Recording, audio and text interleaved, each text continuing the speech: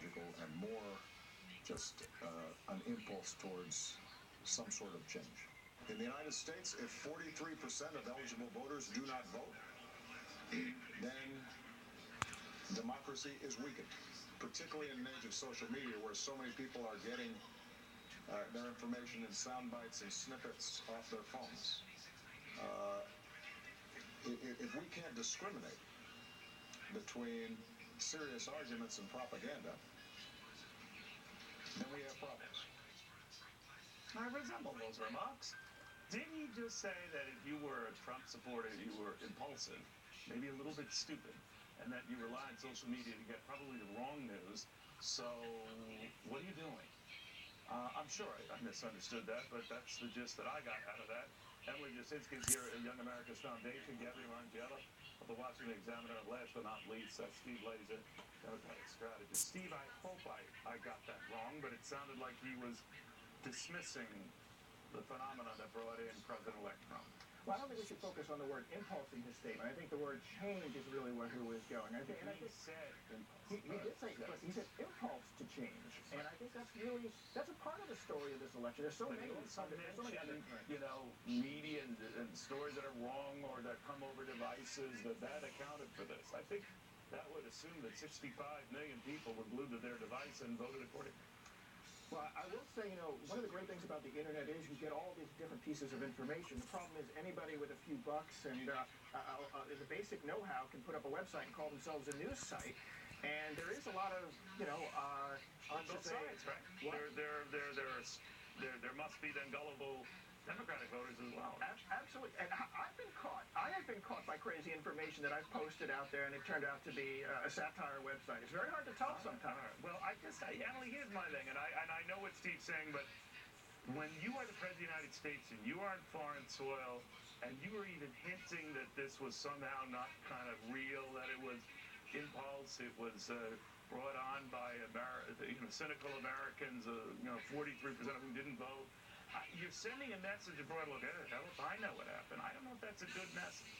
No, it's not. And I mean, so the American left, of which President Obama is really the de facto head, has just had the rug yanked out from under it. And so I think what you're seeing is them flailing a little bit, just sort of looking for an explanation. They had no idea what was going to happen. They just had no expectation of Donald Trump winning the election. He's grasping out kind of desperately, I think, for an explanation. It's not accurate in any way whatsoever. It's kind of classic President Obama, who has demonstrated this almost contempt for the American people time and again. Well, I don't know about that, Gabby. I will say this, and help me with this, Gabby, that up to this European trip, actually, I've commended the president. I thought he's done a very good, magnanimous job, not only in meeting with Mr. Trump and urging calm and everyone just respect and honor the results of this election, but as days go by, it gets a little bit more prickly about whether this is a repudiation of him and his policies, and then an outright dismissiveness about Mr. Trump. That's just my take. What is yours?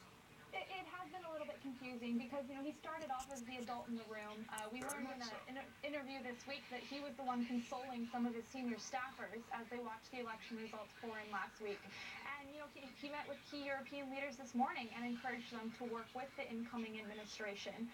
But now to see him making comments such as he did in that interview with the German television station, and to suggest that the American voters, the 61 million American voters who supported Donald Trump, weren't smart in their decision-making, I think, Emily was right.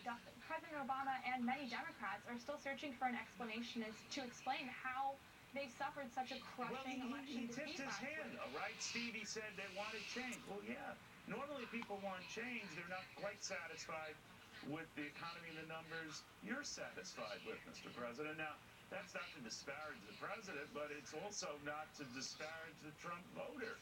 I mean, that voter was not satisfied with the pace of one of the weakest economic recoveries we've ever seen. So who could blame them from saying to the president, look, we think we can do better? Well, and I'm interested in watching the Republicans try, but I will say I do agree with the other panelists with one thing. I think many of us Democrats, me included, are still searching to some extent for the answers as to what happened. I mean, I have my opinions. I tend to agree with Hillary Clinton that Director Comey had a lot to do with this. But it's something, no, I do. I mean, she was leading by 9%, and all of a sudden, things changed seemingly overnight. Was the least of her problems. I think, a board. Well, they all had a lot of challenges, right? They all that Republicans failed to do this 4 years ago with Barack Obama winning re-election.